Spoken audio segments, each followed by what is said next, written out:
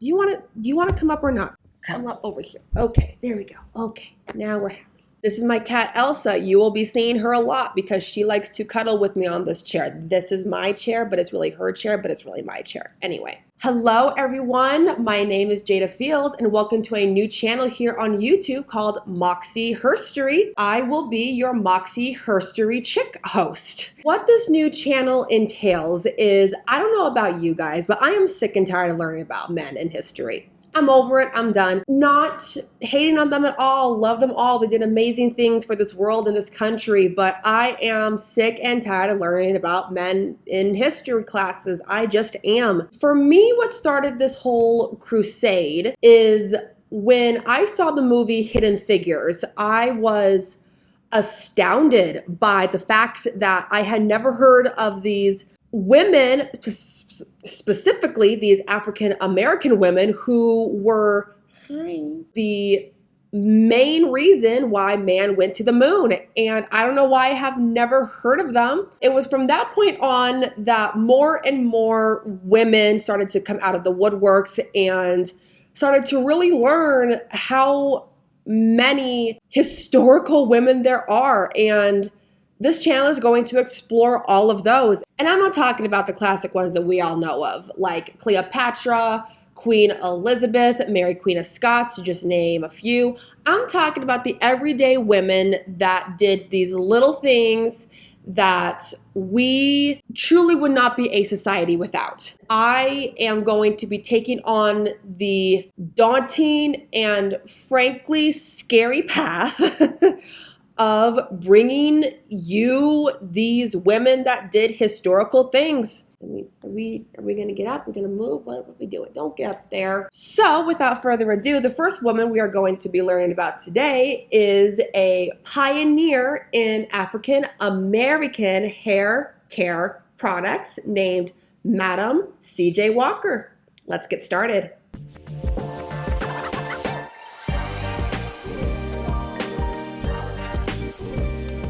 This is my sloth pillow / hand warmer. His name is Ralph and he makes me happy. You'll be seeing him in every single video of mine. Anyway, here we go. Okay. Madam C.J. Walker was born Sarah Breedlove on December 23, 1867 near Delta, Louisiana. Her parents were Owen and Mavera Anderson Breedlove. She had 5 older siblings, Lavina, the older sister, and 4 brothers, Alexander, James, Solomon, and Owen Jr. Now, before she was born, her family was enslaved by Robert W. Barney on his plantation, Madison Parish. By the time Sarah was born, the Emancipation Proclamation Act was passed and signed by 16th President Abraham Lincoln on January 1st, 1863, officially banning slavery in the United States.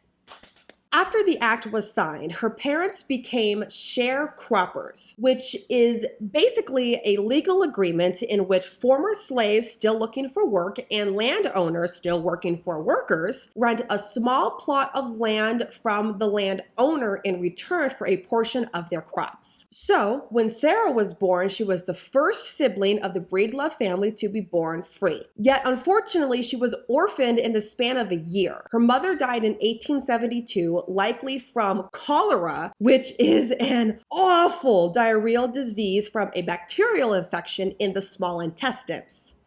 Ew, gross. No, thank you. Her father remarried after his wife's death, but then he died a year later, making Sarah an orphan by just age 7. When Sarah was 10 years old, she moved in with her older sister, Lavina, and her brother-in-law, Jesse Powell. Remember this Jesse person. In Vicksburg, Mississippi, where she started working as a child as a domestic servant, which is someone who is a household servant that works in middle and upper class households. Basically, think like a maid. She often said, quote, "I had little or no opportunity when I started out in life, having been left an orphan and being without a mother or father since I was 7 years of age," end quote. During this time, she also went to Sunday school for about 3 months where she had some actual education in literacy.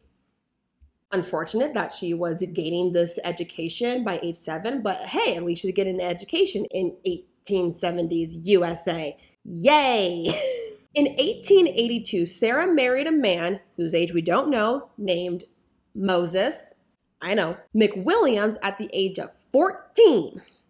Different time, different eras, different okays. And from what I could find, she mainly married this man for two reasons. One, to escape her oppressive work environment, and two, to get away from alleged abuse by the hands of her brother-in-law, Jesse Powell. Yeah, we don't like him no more. Nope. Even though her earlier life was full of heartache, she does get a break when Sarah finds out she's pregnant. On June 6, 1885, at the age of 17, Sarah gave birth to a baby girl she named Lelia McWilliams. But the heartache came right back after 2 years when her husband, Moses, died. Not funny. In 1887. At this point, Leela was only 2 and Sarah was just 20 and already a widow. Like, can you imagine being a widow at age 20 and a baby? Sheesh. Wanting to escape poverty, she and her daughter moved to St. Louis, Missouri in 1889, and they moved in with her 4 brothers who are barbers at this point. This is important for later. Keep that in mind. She found work as a washerwoman, so she washed clothes. Great observation. Making $1.50 a day, which when adjusted for inflation is $48.39 in today's money. Even though it was a small amount, she worked very hard to earn enough to send her daughter to public school. Sarah was a Christian, and her faith played a massive role in her life. She joined the St. Paul African Methodist Episcopal Church, where she joined the choir. She also became an active member of the National Association of Colored Women, all while attending public night school whenever she could. Then, in 1894, she married her second husband, John Davis. Now, I couldn't find a photo of him, but that's kind of okay because they divorced in 1904 because the marriage was just full of turmoil. Now, during the 1890s, Sarah had developed a scalp disorder that gave her severe dandruff and baldness due to already existing skin disorders and applications of harsh products to cleanse her hair, and at her job where she washed clothes that exposed her to lye soap, dirt, and hot steam. And trust me, having this hair, hot steam, great for the skin, awful for the hair. I mean, full-blown afro poof. But this disorder could have also come from poor diet, already existing illnesses, having put her body through so much physical labor in her earlier life, and non-consistent bathing and hair washing during a time when most Americans didn't have indoor plumbing, heating, electricity, and not even close to clean water. Like, can you imagine washing your hair in the 1880s? Also, and this is fascinating to me, many products used by Black women in the 1890s, early 1900s was made with ox marrow. I'm not putting ox marrow in my hair. Nope. If you remember, her brothers are barbers. So you're probably thinking they should be able to help her with her scalp disorder, right? Technically, yes. However, they weren't experts in not only scalp disease, but Black women's hair overall. Which I don't know if there's a difference. I'm not saying I know that there's a difference. I'm just saying I don't know if there's a difference. But moral of the situation is brothers are useless. So she turned to other hair care products and home remedies in an attempt to improve her condition in any way she could. In 1904, Sarah's life would take a major shift in a great way, and that shift would change the course of African American hair history, or I should say, Herstory. Ahead of the 1904 Louisiana Purchase Expedition, otherwise known as the St. Louis World's Fair, a woman named Annie Turnbow Marlone, who was an African-American hair care entrepreneur and owner of the Poro Company, arrived in St. Louis for the World's Fair to promote her hair care products and methods. It was during this time Sarah not only discovered Annie, but Annie's product called the Great Wonderful Hair Care Grower. Fireworks, sparkles, echoes, boom bombs. And this hair care product actually helped Sarah with her hair loss problems. So in turn, Sarah joined Annie's team of Black women sales agents. Now, unfortunately, sales at the expedition was a disappointment since the African American community was basically ignored, but it wasn't a complete failure. While working for Annie, Sarah began to take the knowledge she learned and began to develop her own products line, in which Annie would later become Sarah's biggest rival in the hair care industry. In July of 1905, Sarah was 37 and her daughter was 20. They moved to Denver, Colorado with just $1.05 in her pocket, which when adjusted for inflation is $35.41. Imagine moving you and your kid to an entirely different state with $1.05 in your pocket. No, where Sarah continued to sell Annie's products and developing her own product line. It was around this time that she met and married a newspaper advertising salesman named Charles Joseph Walker in July of 1906. And it was following this marriage that Sarah became known as Madam C.J. Walker and started marketing herself as an independent hairdresser and retailer of cosmetic creams. Her husband became her business partner, and since he worked in advertising, he provided advertising, promotions, marketing, and mail orders. Soon, she left working for Annie and put her full time and energy into making her products, but she still needed to make money. So she began working as a cook for a pharmacist named Edmund L. Schultz, who helped her understand chemistry, and in turn, she began putting those chemistry knowledge into her products. And later that same year,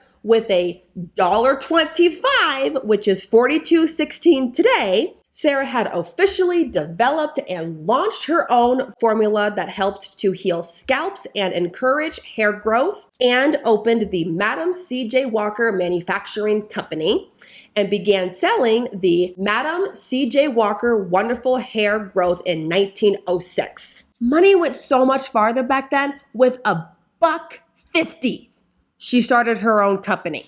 Whatever. The ingredients were precipitated sulfur, copper sulfate, beeswax, petroleum, coconut oil, and a violet perfume to cover the sulfur smell. And as someone who uses sulfur products in their hair, thank you very much for that violet scent. Now, this is where some controversy comes in. When Sarah's products was starting to really make some headway, Annie came out accusing Sarah for stealing her formula, specifically the mixture of petroleum and sulfur. Annie was so convinced and resentful of this that she basically went on an advertising smear campaign, saying that customers should, quote, beware of imitations. Pretty strong accusations there. Sarah, of course, rebuked those by saying, quote, God answered my prayer. For one night I had a dream, and in that dream, a big black man appeared to me and told me what to mix up for my hair.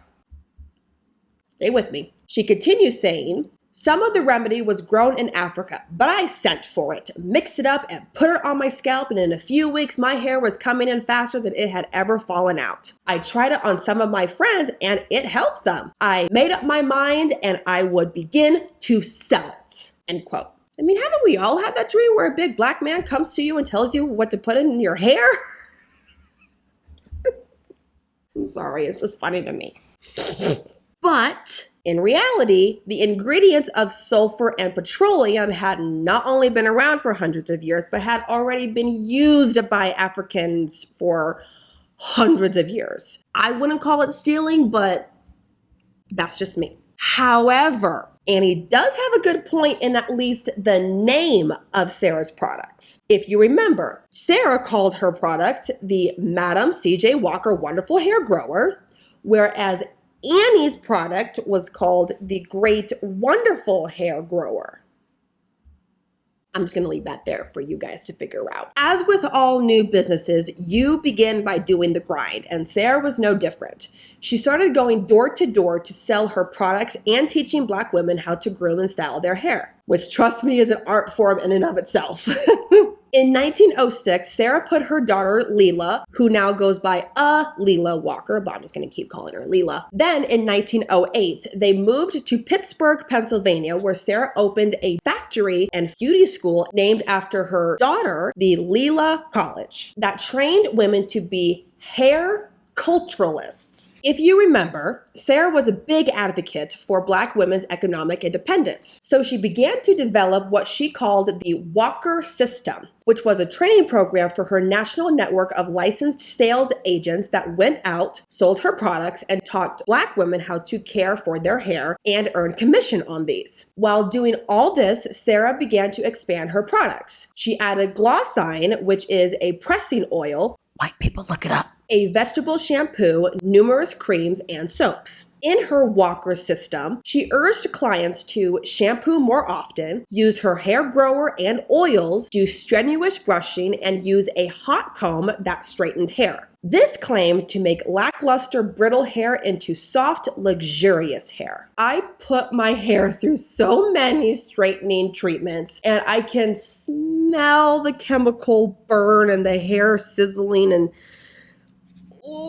no. With using specifically the hot comb, it was not Sarah's goal to change the appearance of Black women's hair, which was what the hot comb ended up being mainly used for, as shown in this violently British man tutorial. Combs come into play. Kept constantly heated, they are passed through each section of the hair until all trace of kinkiness disappears. And it's not quite a permanent, if you follow me. If the hair gets really wet or steamed up, it unstraightens itself and back come the kinks. She would rebuke these claims by saying, quote, "Let me correct the erroneous impressions held by some that I claim to straighten hair. I deplore such an impression because I have always held myself out as a hair culturist. I grow hair." In 1907, Lelia closed the business in Denver and joined her mom in Pittsburgh. Then in 1910, Sarah relocated herself and the business headquarters to Indianapolis, Indiana, leaving Lelia to run the day-by-day operations in Pittsburgh. By this time, she was 25. I'm 24. Don't leave me in charge of a company. I'll probably burn the place down trying to send an email. While in Indianapolis, Sarah fully established the Madam C.J. Walker Manufacturing Company. Moving her headquarters to Indianapolis was a great decision because the city had a ton of railroads for distribution and a very large African-American population, so that meant potential customers. At first, she bought a house and a factory on 640 North Street, but it was too small. So she decided to build, which I'm sure cost her, what, $3? She built a factory, hair salon, another beauty school, and added a laboratory for research just because she could. Between 1911 and 1919, during the height of her career, Sarah and her company employed 7,000 largely Black women as sales agents, and by 1917, the company claimed to have trained 20,000 women and ultimately employed 40,000 African-American women and men in the US, Central America, and the Caribbean. Unfortunately, during this time, her marriage to Charles began to strain. It's just not exactly good mix to have your husband as your business partner, and they eventually divorced in 1912 after just 6 years of marriage. Then Charles passed in 1926. Let's talk a little bit about her philanthropy and activism work. As her wealth increased, her giving back exploded. In addition to training and sales in grooming, Sarah showed Black women how to budget, build their own businesses, and encourage them to become financially independent. By 1917, she was inspired by the National Association of Colored Women to establish the National Beauty Culturist and Benevolent Association of Madam C.J. Walker Agents. So long, as well as the National Negro Cosmetic Manufacturers Association. She also contributed thousands of dollars to many associations and organizations, including establishing a branch of the YMCA in the Indianapolis Black community, funding a scholarship to the Tuskegee Institute, and left in her will nearly $100,000 to orphanages, institutions, and individuals. She did so many other philanthropy work, but if I were to tell you all of them, we would be here all week. Sarah Madam C.J. Walker died on May 25th, 1919 at the age of 51 of kidney failure and hypertension, also known as high blood pressure. Her remains are at the Woodland Cemetery in the Bronx in New York City. At the time of her death, she was considered to be worth $1 million, making her the first Black woman millionaire in America. Oh yeah. For a little context, $1 million in today's money is $14,839,850. She's comfortably a millionaire. She had properties in Irvington, New York, Harlem, Chicago, Pittsburgh, and St. Louis. Her daughter became the president of the Madam C.J. Walker Manufacturing Company after her mother's passing. She left a legacy as a pioneering Black female entrepreneur, businesswoman, philanthropist, and overall badass.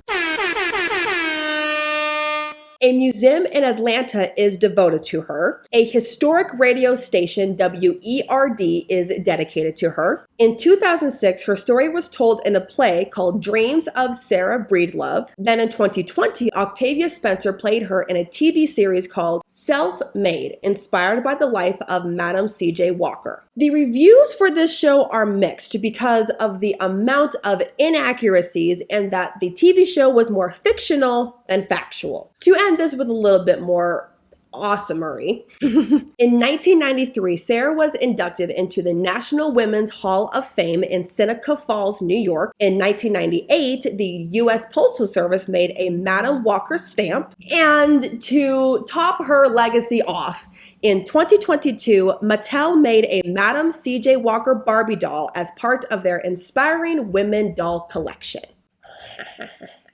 And that was the story of Madam C.J. Walker, the woman that all African Americans can thank for the amazing amount of hair care products that we have to this very day. If you learned something new, please like, share, and subscribe to this channel. And while you're down there, please leave a friendly comment. I will be back next week with another video. And until then, don't be well behaved. You just might make herstory.